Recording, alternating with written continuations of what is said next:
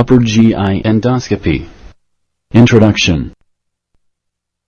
Upper GI endoscopy is a medical procedure that uses a scope to look inside the upper part of the digestive system. It also allows your doctor to diagnose and, in some cases, treat problems. This procedure is also known as EGD.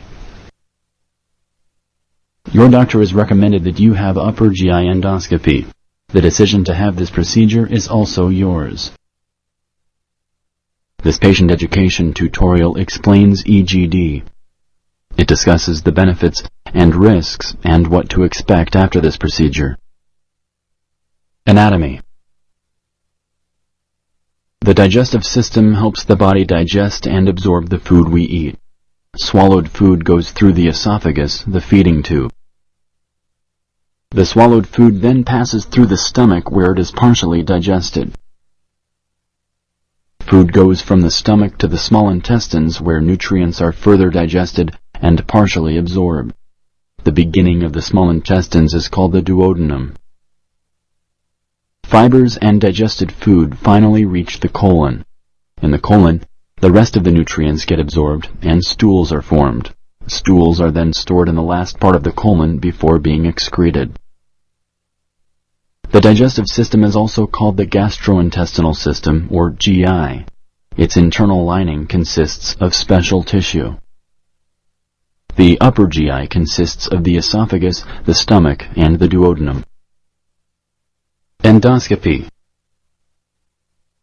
Endoscopy is a special technique for looking inside the body. The doctor uses an endoscope during the procedure. An endoscope is a long, thin, flexible fiber optic tube that transmits pictures.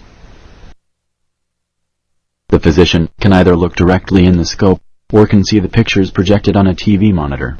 This procedure will show more details than pictures taken with X-ray.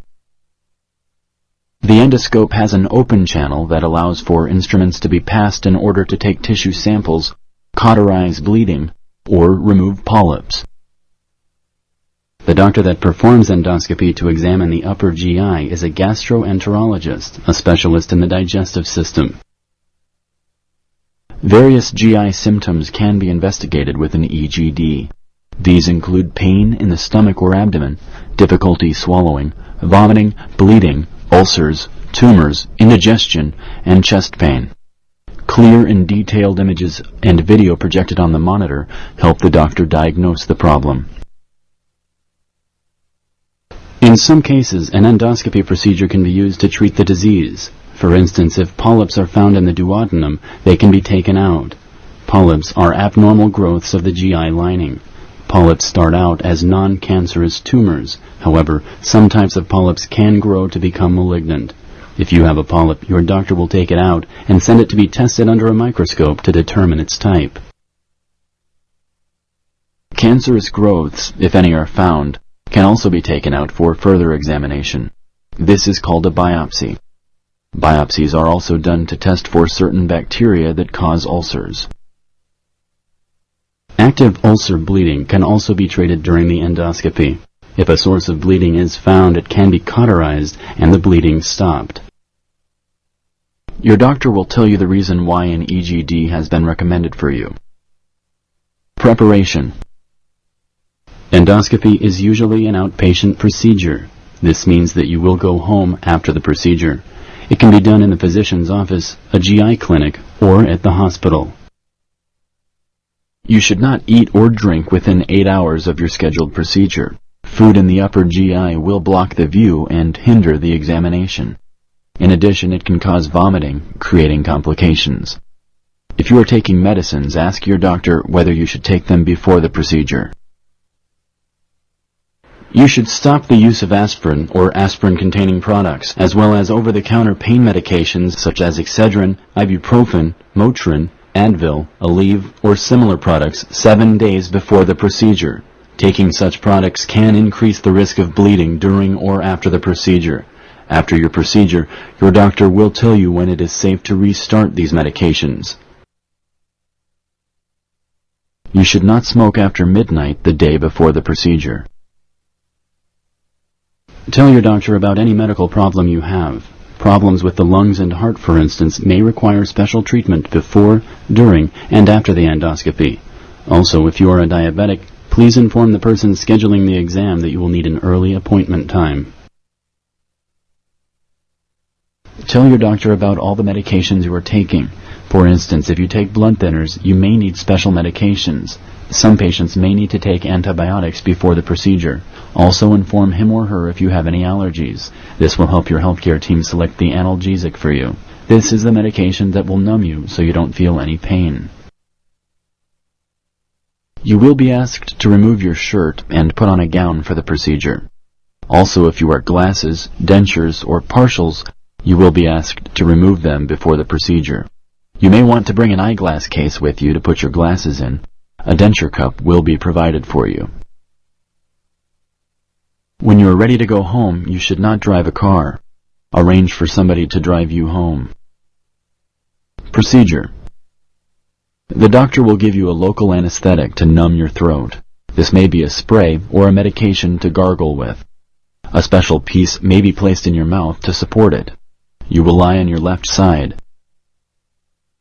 During the procedure, you may be given a sedative medication to help you relax, or you may be given a medication that will put you to sleep during the procedure.